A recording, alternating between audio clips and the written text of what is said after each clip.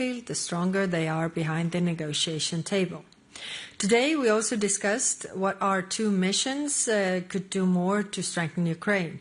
They are part of European Union support to the security guarantees. We aim to conclude planning for expanding missions as soon as possible. On defense industrial cooperation with Ukraine, we discussed how to mobilize additional private financing, also through the European Investment Bank. Europe and Ukraine must build together, produce together, and innovate together. It is a win-win for both sides. Ukraine has the battlefield experience, and we also need this for our defense industry.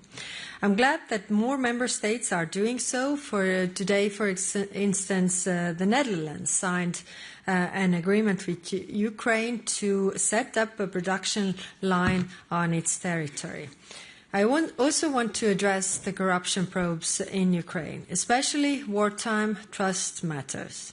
Ukraine's fight for freedom and its path towards Europe should not be tainted by this. However, the fact that investigations take place show that anti-corruption bodies in Ukraine work. Also, the public outcry for this has been very, very strong. Ministers also discussed the European defence. Everyone agreed that Europe must continue to boost its own defences. We do not have much time to act. Putin is unlikely to honour any agreement for long, and if we are not strong, it's going to happen sooner. Leaders have given a clear direction with the defence readiness roadmap. Capability coalitions are being set up now. Some have already met on air defence and drones, for example. Others will follow soon. Concrete projects are expected in the first half of next year.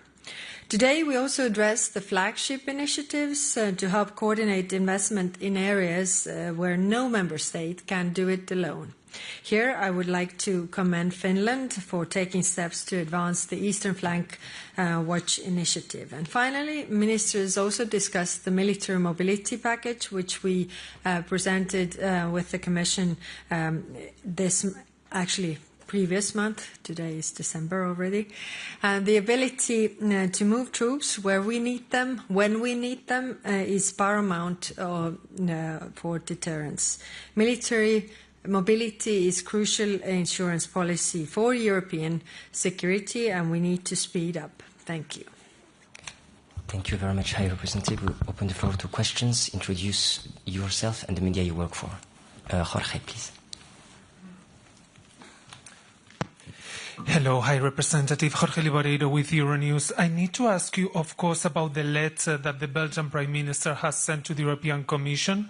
We all read it. It has many concerns, many reservations about the reparations loan.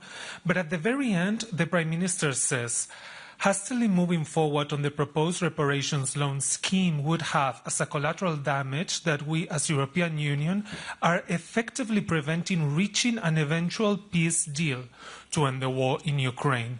Do you agree with this assessment? Do you think the reparations loan is an obstacle in the negotiations, or do you think it would strengthen the European leverage vis-à-vis Moscow? Thank you. It will definitely strengthen European position vis-à-vis Moscow. That's very clear. We need to move on with this. This is clear that Russia owes reparations for the damages that they have caused to Ukraine, and the reparations loan based on the frozen assets of frozen sovereign assets of Russia is actually the right basis for it. I don't in any way diminish the risks or the worries that Belgian government has. When we had the discussions in the European Council, I mean, everybody was saying that we are ready to shoulder the risks and the burden. So therefore, we need to work on this, on the legislative proposal to address all the risks or mitigate all the risks and to shoulder the burden in regarding those risks. But we definitely need to move on because, If I would be Russia, I would also try to outlast us to see whether we get the funding for Ukrainian defense or not.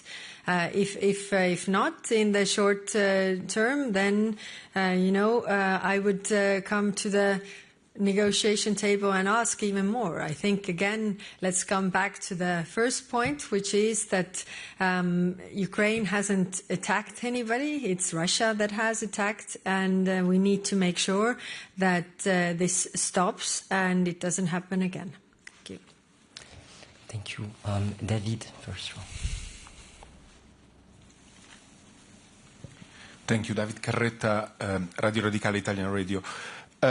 Two questions, if I may. The first one on your